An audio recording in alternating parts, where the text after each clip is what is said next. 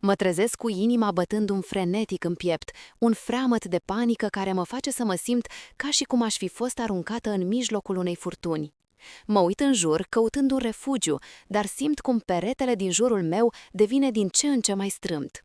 Aseară am ascultat cuvintele soacrei mele care mi-au zguduit temelia. Ești o rușine pentru familia noastră, trebuie să te duci. Cuvintele ei m-au lovit ca un trăsnet, lăsându-mă fără aer. Acum stau în fața ușii cu bagajele făcute și cu o burtă ce crește vizibil, dar mai ales cu o inimă frântă. Privind în jur, mă întreb cât de departe pot merge. De ce mi-am lăsat visurile să devină praf? De ce am crezut vreodată că pot fi acceptată în această familie? M-am căsătorit cu Andrei din dragoste, dar acum îmi dau seama că iubirea nu este suficientă atunci când cei din jur te privesc ca pe o străină. Mă întorc cu fața spre ușa grea din lemn, dar nu am curajul să-i deschid. Mă simt prinsă între durerea de a pleca și teama de a rămâne. Într-o clipă îmi amintesc momentele frumoase, când Andrei îmi spunea că sunt tot ce-și dorește. Îmi amintesc prima noastră întâlnire, zâmbetul lui cald și privirea blândă. Dar acum totul s-a transformat într-o luptă continuă. Oare copiii pe care îi portam în pântece vor simți vreodată căldura unei familii sau vor crește în umbra rușinii și a disprețului? Spune-mi în comentarii din ce oraș mă asculți, vreau să știu până unde ajunge povestea mea. Îmi doresc să știu că cineva mă aude, că există oameni care înțeleg suferința mea. De fapt, am nevoie de ei mai mult ca niciodată. În timp ce îmi îndrept privirea spre cer, o lacrimă mi se scurge pe obraz. Simt cum gândurile sângerează, iar inima îmi tremură. A fost un drum greu, plin de reproșuri și priviri urâte. Am încercat să fac totul bine, să mă integrez în familia lui Andrei, dar fiecare pas a fost ca un zid pe care l-am călcat din greșeală. Îmi amintesc cum soacra mea, Maria, îmi spunea mereu să nu mai port fuste scurte, că nu fac decât să-i aduc rușine. Iar cumnata mea, Ioana, care mă privea cu un dispreț ascuns, parcă așteptând momentul să mă arunce la gunoi. Dar durerea cea mai mare a fost când Andrei, după multe dispute, a stat de partea familiei sale. Mă simt ca o paria, ca o străină în propria mea casă. Acum, în fața ușii, senzația de abandon mă copleșește. Știu că de fiecare dată când îi răspund cu o replică, îmi pun și mai mult în pericol relația cu soțul meu, dar tăcerea este și mai grea de suportat. Îmi amintesc cum am aflat că sunt însărcinată. A fost un moment de bucurie pură, dar și de frică, având în vedere tensiunea dintre mine și familia lui. Ce va zice Maria? Cum va reacționa Ioana? Îi va plăcea lui Andrei? De fiecare dată când încerc să împărtășesc vestea, mă opresc în fața privirilor înghețate ale celor din jur. Au fost doar câteva momente de fericire, dar imediat au fost umbrite de neîncredere și de reproșuri. Până la urmă, și Andrei a început să se schimbe. Privirea lui nu mai era aceeași, iar tonul vocii lui era din ce în ce mai rece. Ești doar o povară pentru mine, îmi spunea uneori, în momentele de furie. De fiecare dată, aceste cuvinte mă loveau ca un pumn în stomac. Mă simțeam ca o umbră a mea pierdută printre temeri și neputințe. Îmi amintesc ziua în care am decis să merg la medic. Am simțit că trebuie să aflu mai multe despre sarcină, despre viitorul copiilor mei. Când am intrat în cabinet, medicul m-a primit cu zâmbetul pe buze, dar privirea lui era serioasă. Trebuie să ai grijă de tine și de cei mici, mi-a spus, dar nu am reușit să mă bucur de sfatul lui. Aceste cuvinte s-au transformat într-o povară pe care nu știam cum să o duc. Întorcându-mă acasă, am simțit cum tensiunea din aer devine insuportabilă.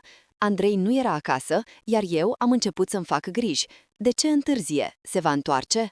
Mă așteptam să vină cu zâmbetul pe buze, dar știam că, în spatele acestuia, ar putea să se ascundă o dezamăgire. Am găsit o scrisoare pe masă, scrisă cu o caligrafie frumoasă, dar cuvintele erau pline de amărăciune. Nu mai pot continua așa. Te rog, fă ceva pentru tine. Aceste cuvinte m-au răscolit. Oare ce am făcut greșit? Cum am ajuns în acest punct? Am început să-mi fac reproșuri, să mă întreb dacă Andrei ar fi fost mai fericit fără mine. De ce tot ce am construit părea să se destrame? Aceste întrebări mă hăituiau. Mă simțeam prinsă într-un cerc vicios fără ieșire. Dar, pe măsură ce zilele treceau, am realizat că nu pot lăsa totul să se termine așa. Trebuie să lupt pentru mine și pentru copiii mei. Mă gândesc la viitor, la cum voi reuși să depăsesc această situație. Va fi greu, dar am încredere că, într-un final, voi găsi o cale. Cu toate că mă simt copleșită, am hotărât că nu voi renunța. De acum înainte, voi fi eu cea care va lua deciziile. Voi lupta pentru libertatea mea, chiar dacă asta înseamnă că va trebui să înfrunt în cele din urmă familia lui Andrei. Mă trezesc cu inima bătându-mi frenetic în piept, un freamăt de panică care mă face să mă simt ca și cum aș fi fost aruncată în mijlocul unei furtuni. Mă uit în jur, căutând un refugiu, dar simt cum peretele din jurul meu devine din ce în ce mai strâmb. Aseară am ascultat cuvintele soacrei mele, Maria, care mi-au zguduit temelia. Ești o rușine pentru familia noastră, trebuie să te duci. Cuvintele ei m-au lovit ca un trăsnet, lăsându-mă fără aer. Acum stau în fața ușii cu bagajele făcute și cu o burtă ce crește vizibil, dar mai ales cu o inimă frântă. Privind în jur, mă întreb cât de departe pot merge.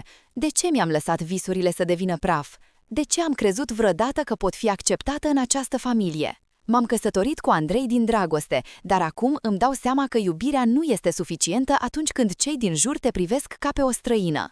Mă întorc cu fața spre ușa grea din lemn, dar nu am curajul să-i deschid. Mă simt prinsă între durerea de a pleca și teama de a rămâne. Îmi amintesc momentele frumoase, când Andrei îmi spunea că sunt tot ce își dorește. Îmi amintesc prima noastră întâlnire, zâmbetul lui cald și privirea blândă. Dar acum totul s-a transformat într-o luptă continuă. Oare copiii pe care îi purtam în pântece vor simți vreodată căldura unei familii sau vor crește în umbra rușinii și a disprețului? Spune-mi în comentarii din ce oraș mă asculți, vreau să știu până unde ajunge povestea mea. Îmi doresc să știu că cineva mă aude, că există oameni care înțeleg suferința mea. De fapt, am nevoie de ei mai mult ca niciodată. În vreme ce mă îndrept privirea spre cer, o lacrimă mi se scurge pe obraz. Simt cum gândurile sângerează, iar inima îmi tremură. A fost un drum greu, plin de reproșuri și priviri urâte. Am încercat să fac totul bine, să mă integrez în familia lui Andrei, dar fiecare pas a fost ca un zid pe care l-am călcat din greșeală. Îmi amintesc cum Maria, soacra mea, îmi spunea mereu să nu mai port fuste scurte, că nu fac decât să aduc rușine familiei. Cu fiecare observație, cu fiecare zâmbet fals, mi se părea că mă îngropam tot mai adânc. Pentru o vreme am crezut că voi reuși să mă integrez, să fiu suficientă. Andrei, cu toate că mă iubea, părea să fie prins între mine și așteptările familiei sale. Mi-am dorit întotdeauna să am o relație bună cu ei, dar Maria făcea tot posibilul să-mi demonstreze că nu am ce căuta acolo. Mă făcea să mă simt ca un intrus, iar eu îmi doream doar să fiu parte dintr-o familie unită. Am simțit cum tensiunea crește și cum Andrei începe să devine distant. Mă simțeam ca o umbră în casa aceea, încercând să îmi găsesc locul, dar mereu dată la o parte. Într-o seară, când am ajuns acasă cu un buchet de flori pe care l-am ales special pentru el, am găsit ușa întredeschisă. Am intrat și am auzit-o pe Maria vorbind la telefon, vorbind despre mine. Nu poate să fie mama copilului meu, zicea ea. Dacă Andrei nu se trezește la realitate, va regreta. Asta nu e fata potrivită pentru familia noastră. Atunci am realizat că eram supusă unei judecăți constante. Din acel moment am început să mă îndoiesc de mine. Am devenit mai temătoare, mai nesigură. De fiecare dată când Andrei mă căuta, eu mă ascundeam în spatele unei măști de zâmbet, dar înăuntrul meu eram distrusă. Mă temeam că și el gândea la fel ca mama lui, că și el îmi vedea lipsurile, că era doar o chestiune de timp până când mă va respinge. Pe măsură ce sarcina a avansat, fricile mele au început să devină și mai apăsătoare. Îmi amintesc o întâlnire cu medicul meu, când m-a întrebat despre stresul pe care îl simt. Sarcina este o perioadă delicată, trebuie să ai grijă de tine, mi-a spus el. Vorbele lui m-au răscolit, dar eu nu știam cum să-mi protejez copiii de tot ceea ce se întâmpla. Mă simțeam ca o mamă eșuată chiar înainte de a deveni mamă. Maria continua să-mi critique fiecare decizie, iar cumnata mea, Ioana, nu era mai blândă. Dacă nu ai știut să te comporți ca o soție, nu te aștepta să-ți fie ușor, îmi spunea ea cu un zâmbet răutăcios pe buze. Mă simțeam din ce în ce mai singură și parcă toată lumea se aliase împotriva mea. Andrei încerca să-mi ofere susținere, dar nu-mi dădea puterea de care aveam nevoie. Gândurile negre mă urmăreau zi de zi, iar nopțile deveneau tot mai lungi. De multe ori mă trezeam plângând, cu gânduri despre viitorul copiilor mei. Cei mici nu meritau să crească într-o atmosferă atât de toxică. De fiecare dată când Maria mă ridiculiza, când îi auzeam râsul disprețuitor, mă simțeam tot mai epuizată. Mă întrebam dacă mă voi putea ridica vreodată deasupra tuturor acestor obstacole. Zilele treceau, iar eu mă simțeam tot mai abandonată, tot mai nesigură. Fiecare discuție cu Andrei se transforma în argumente. Îl iubeam, dar nu știam cum să-i explic prin ce trec. Teama de a-l pierde mă apăsa ca o piatră grea. Mi-am dorit să-i spun că aveam nevoie de el, că îmi doream o familie, dar în același timp mă temeam că el va lua partea mamei sale. Mă simțeam prinsă într-un joc de putere, iar eu eram doar o piesă. Cu fiecare zi ce trecea, părea că lumea mea se destramă. Mă simțeam ca o fantomă, umblând printr-un loc care nu mi-aparținea. Când Andrei îmi lua mâna, simțeam că totul se poate schimba, dar îmi era frică să sper. Cât de mult mă va susține în momentele cele mai grele? Oare va putea să mă apere de atacurile familiei sale? Până la urmă, m-am hotărât. Trebuia să mă fac auzită. Nu mai puteam să înghit rușinea și tăcerea. Trebuia să-i spun lui Andrei tot, să-i deschid sufletul, să-i arăt cât de greu îmi este. Îmi dorea să fiu puternică, dar cum puteam să fiu puternică când nu aveam pe nimeni de partea mea? Într-o seară, când Andrei a venit acasă, i-am simțit privirea obosită, dar nu am îndrăznit să tac. I-am spus totul, cu inima în gât. Știam că era riscant, dar aveam nevoie de ajutor. I-am povestit despre momentele de umilință, despre critica constantă a mării, despre cum mă simțeam ca și cum aș fi fost o străină în propria mea viață. El m-a ascultat, dar în privirea lui am citit o neliniște profundă. Voiam să-mi dau seama ce simțea, dar cuvintele mi se înghesuiau în gât. Tot ce puteam spera era că, în sfârșit, va înțelege prin ce trec. Am avut o noapte lungă, plină de gânduri și temeri. M-am trezit în dimineața aceasta cu un sentiment de neliniște, ca și cum o furtună se adunase în sufletul meu. Îmi amintesc cum am stat, cu ochii în tavan, încercând să-mi înțeleg haosul interior. În acea dimineață, soacra mea, Maria, m-a privit cu dispreț, iar eu mă simțeam ca un intrus în propria mea viață.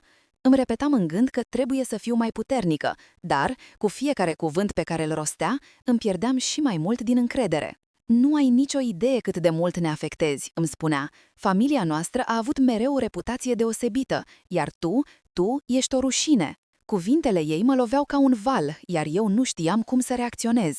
Îi spuneam lui Andrei de fiecare dată că simt că nu sunt binevenită, dar el mă privea cu acea deznădejde, ca și cum nu ar fi știut cum să mă ajute.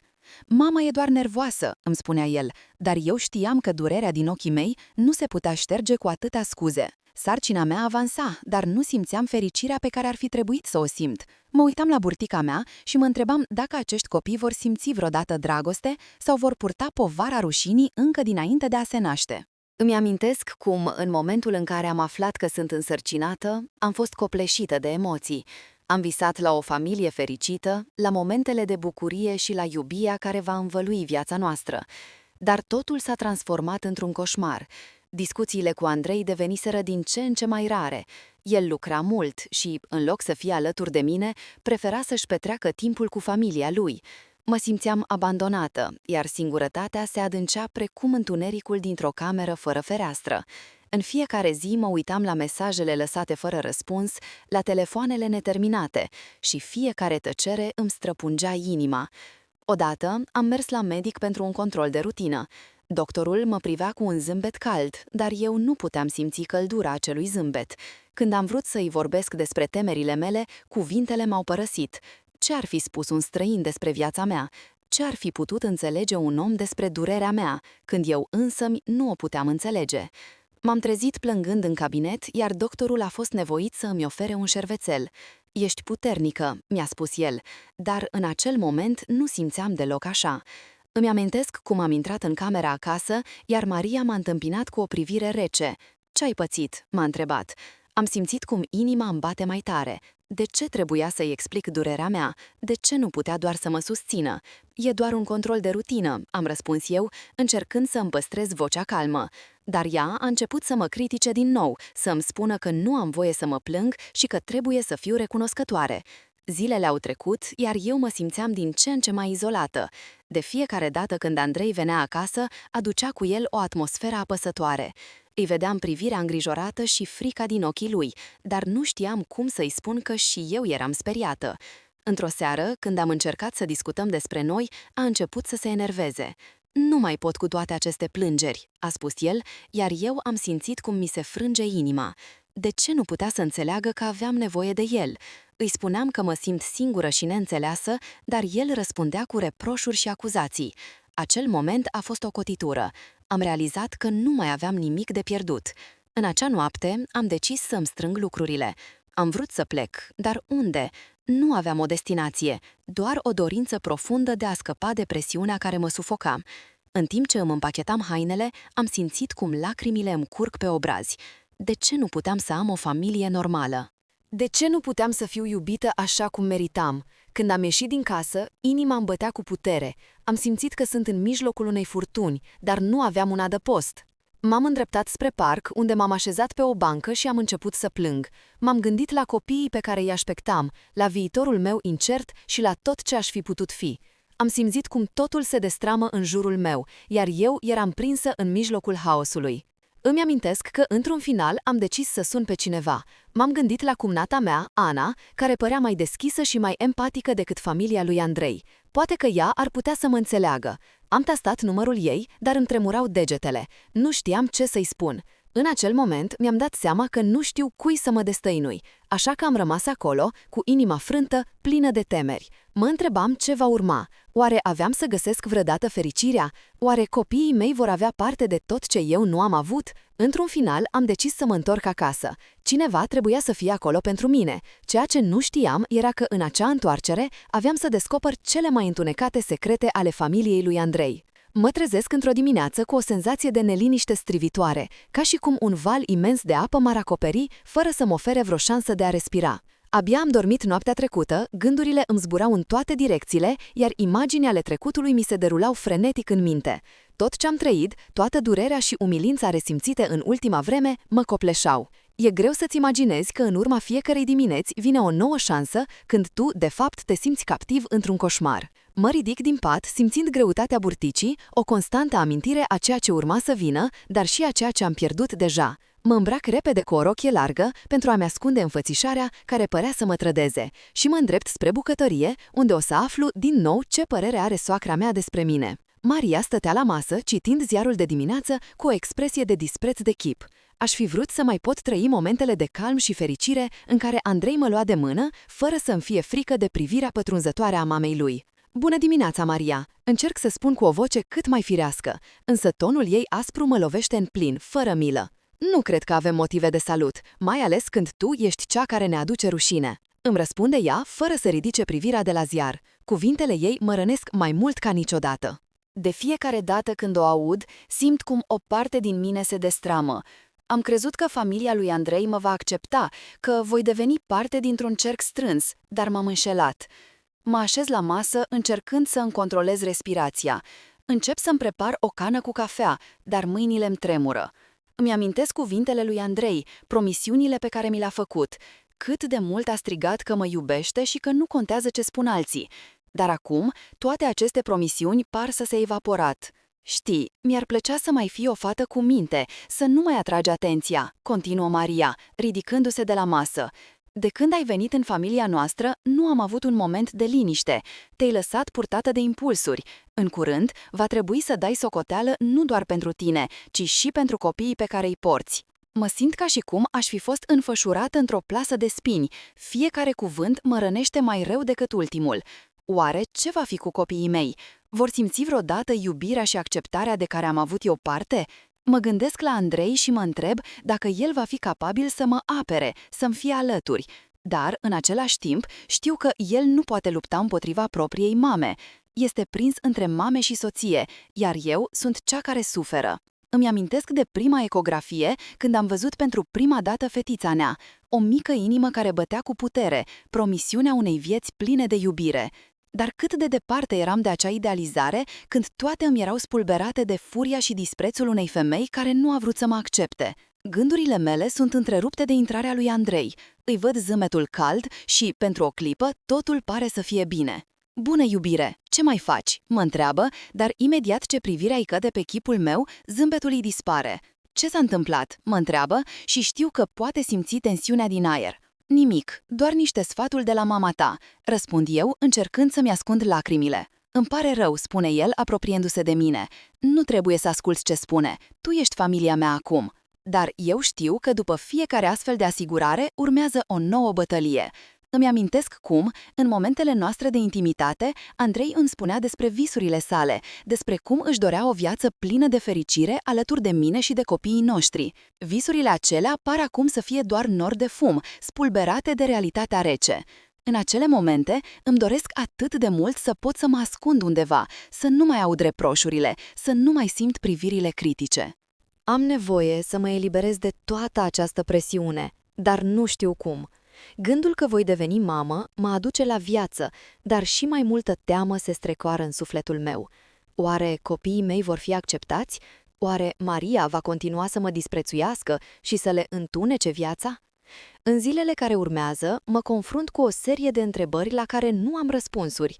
Zilele devin un ciclu de chin și nesiguranță, iar noaptea mă găsește plângând înăbușit sub pătură, mângâind burtica în creștere, dorind să-i transmit copilului meu iubirea de care am fost privată. Și, în toată această agonie, simt o chemare puternică să descoper adevărul. Ce se întâmplă cu mine? De ce familia lui Andrei mă privește ca pe o străină? Ce se ascunde în spatele ușilor închise?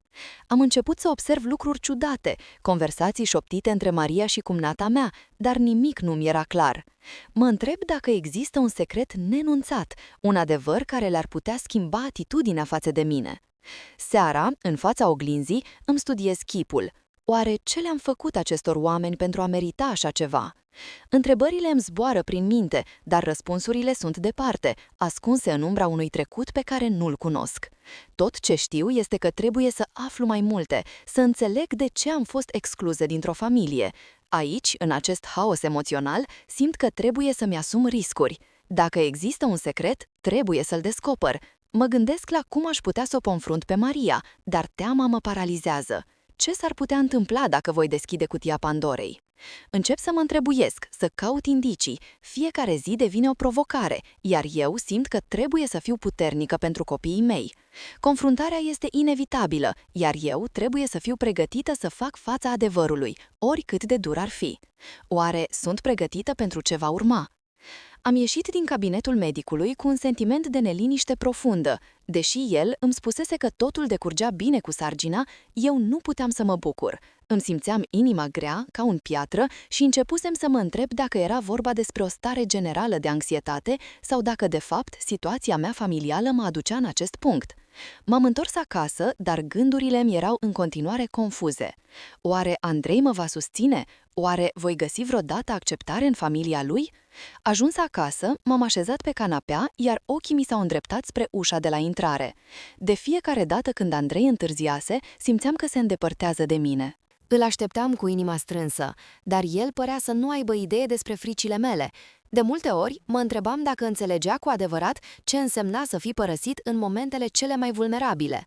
Azi, însă, aveam un plan. După o noapte de reflecție, m-am hotărât să-i spun lui Andrei exact cum mă simt. Am vrut să-i explic că pentru mine, a fi parte din familia lui însemna să fac față durității soacrei mii și criticilor constante. Voiam ca el să știe că nu eram doar o femeie însărcinată, ci o ființă umană care avea nevoie de sprijin. Când Andrei a intrat pe ușă, era obosit, cu un zâmbet forțat pe față. Îi simțeam tensiunea din umeri. "Bună, dragă," mi-a spus, dar tonul lui era distant. Am luat o adâncă respirație și am decis să-mi deschid inima. "Andrei, avem nevoie să vorbim." Am început, dar el m-a întrerupt. "Știu, dar sunt obosit. Am avut o zi lungă la birou," a spus el, iar eu am realizat că iarăși voia să evite discuția. "Dar nu pot să mai suport, Andrei. Mă simt tot mai singură. Maria mă tratează ca pe o străină, iar tu?" Am simțit cum vorbele îmi înghiteau gura, dar nu puteam să mă opresc. "Știu că mama are o personalitate puternică, dar tu trebuie să fii mai înțelegătoare," a zis el cu un ton defensiv. Cuvintele lui mă făceau să simt că mă afund în nisipuri mișcătoare. E doar o perioadă dificilă pentru toată lumea, iar eu trebuie să mă concentrez pe munca mea. Aș fi vrut să strig, să-i spun cât de mult mă rănește să aud aceste scuze. Și eu sunt în această perioadă dificilă, Andrei. Sarcina ar trebui să ne aducă mai aproape, dar simt că ne îndepărtăm. Privirea lui s-a îndreptat către fereastră, iar eu am știut că nu mă asculta. M-am simțit abandonată, ca și cum nu aș conta deloc. "Trebuie să te gândești la ce va însemna să ai copii. Vor fi parte din familia mea și a mamei mele," mi-a spus el, dar vocea lui era rece ca un vânt de iarnă. Aș fi vrut să-i spun că acei copii vor fi și ai mei, dar cuvintele nu au ieșit. M-am lăsat învăluită de tăcerea apăsătoare, iar lacrimile mi-au inundat fața.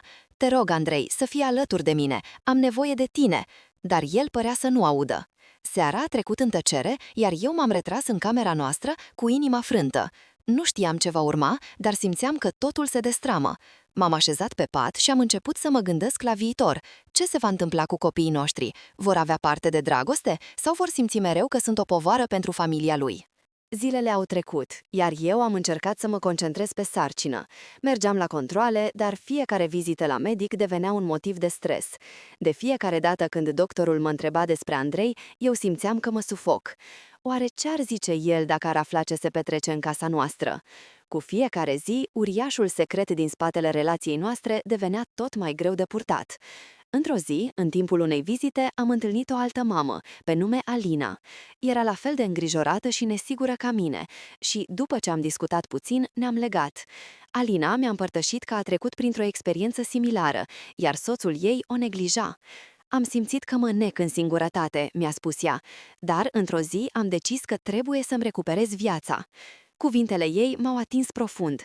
Oare eu eram capabilă să fac același lucru? Oare aveam puterea să mă eliberez din această situație toxică? M-am întors acasă cu o dorință nouă în inimă. Poate că nu eram singură, poate că aveam dreptul să lupt pentru mine și pentru copiii mei. Acea seară a fost diferită. Când Andrei a venit acasă, i-am spus că am cunoscut pe cineva care mi-a arătat că există soluții. Am nevoie să discutăm. Nu vreau să continui așa. Vreau să fiu o mamă bună, dar nu pot face asta singură, i-am spus, iar el a rămas tăcut, cu privirea pierdută în gol. Ce vrei să spui?" a întrebat el, dar eu știam că nu voia să audă. Trebuie să ne schimbăm atitudinea, trebuie să ne sprijinim unul pe altul, am spus eu, dar el părea să nu înțeleagă. Știam că fiecare cuvânt pe care îl rosteam era ca o ultimă încercare, dar sentimentele de nesiguranță mă îngropau iarăși. În acea noapte m-am culcat cu gânduri negre, dar și cu o fărâmă de speranță. Oare în adâncul sufletului lui, Andrei își dorea cu adevărat să fie un tată bun?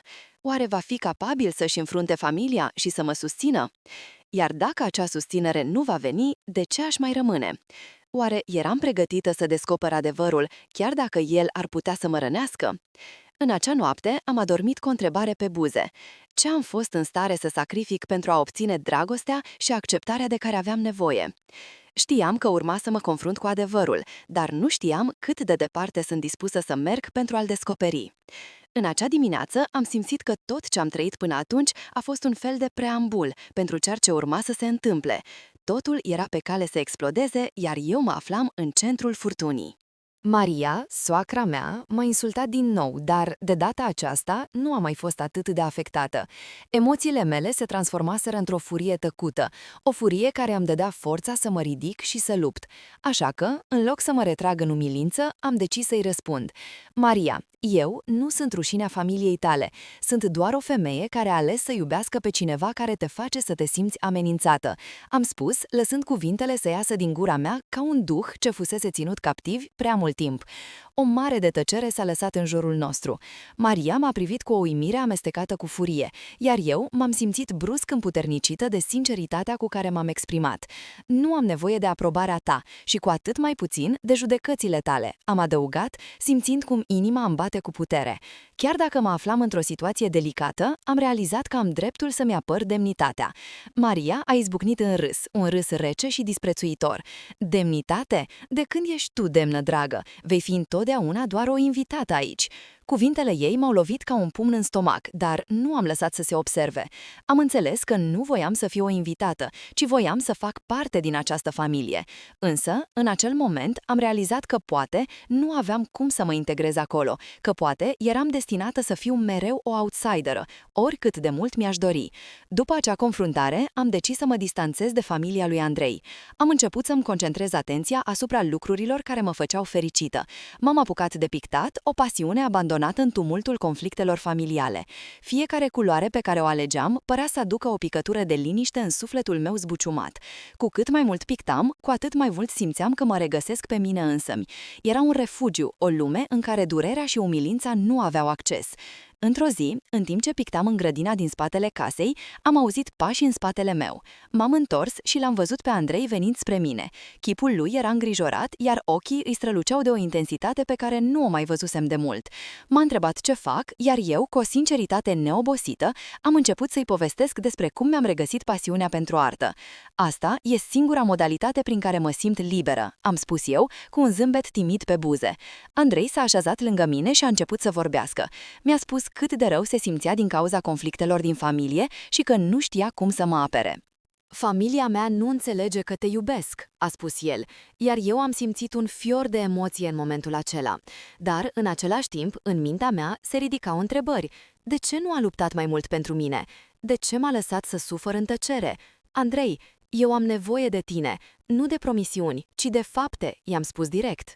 A tăcut, iar eu am simțit cum totul este pe cale să se schimbe. Trebuie să ne apărăm unul pe celălalt, nu să ne lăsăm pradă criticilor. Eu sunt însărcinată, iar acest copil merită o familie unită, nu un câmp de bătălie. Am observat cum privirea lui s-a întunecat la auzul cuvintelor mele.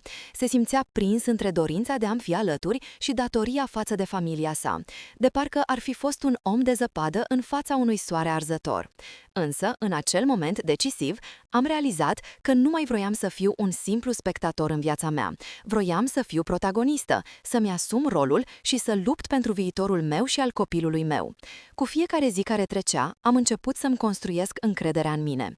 Am decis să înfrunt familia lui Andrei, să le spun că nu voi accepta umilința. Am organizat o întâlnire, o discuție deschisă, în care aveam să-mi expun punctul de vedere. Nu voi mai lăsa să fiu o victimă, voi lupta pentru mine și pentru copilul meu, mi-am spus în gând. Când a sosit ziua întâlnirii, inima îmi bătea cu putere. M-am îmbrăcat într-o rochie care să-mi pună în valoare burtica, să le arăt că sunt o mamă care își apără copilul. Când am intrat în cameră, am simțit privirile ascuțite ale soacrei mele, dar nu m-am lăsat intimidată. Am început să vorbesc, să le spun cum mă fac să mă simt toate acuzațiile și criticile. Am vorbit despre iubirea mea pentru Andrei și despre dorința de a fi acceptată. Trebuia să-i fac să înțeleagă că familia nu înseamnă doar sânge, ci și iubire și respect reciproc. În timp ce le povesteam despre visurile mele, am văzut cum unele fețe se transformau. Maria a încercat să mă întrerupă, dar eu am continuat, determinată să-mi fac auzită vocea. Eu sunt aici și voi rămâne aici. Voi lupta pentru iubirea mea și pentru copilul meu. Dacă nu mă acceptați, eu nu voi pleca, așa că trebuie să ne înțelegem. După acea întâmplare, totul a început să se schimbe. Deși nu toate conflictele s-au rezolvat imediat, am simțit o ușurare. Familia lui Andrei a început să mă privească cu alți ochi, iar eu, cu fiecare zi care trecea, deveneam mai puternică. M-am concentrat pe dezvoltarea mea ca mamă, pe iubirea pe care o aveam pentru copilul meu și pe construirea unei relații bazate pe respect cu Andrei. Într-o zi, în timp ce mă pregăteam pentru naștere, am primit un mesaj de la Maria. Era o invitație la o cină. Mi-am dat seama atunci că, poate, ceea ce părea imposibil se putea transforma în realitate. Poate că durerea și umilința aveau să fie înlocuite de acceptare și iubire. Viața mea nu mai era un coșmar, ci o poveste de luptă și de regăsire. Am decis să accept invitația, să fac un pas spre reconciliere, să le arăt că sunt dispusă să construiesc o legătură bazată pe înțelegere. Pe parcursul acelei cine, am simțit o nouă atmosferă. Maria a început să mă întrebe despre sarcină, iar eu am răspuns cu sinceritate. Am realizat că, deși drumul a fost greu, am reușit să-mi regăsesc locul în acea familie. A fost un prim pas spre iertare, spre un nou început și am înțeles că am puterea de a transforma durerea în iubire. În acea seară, am plecat de la masă cu un sentiment de ușurare. Am realizat că, în sfârșit, pot să-mi construiesc viitorul, nu doar pentru mine, ci și pentru copilul meu. A fost o călătorie lungă, dar am învățat că, în ciuda provocărilor, puterea de a iubi și de a ierta este mai puternică decât orice obstacol.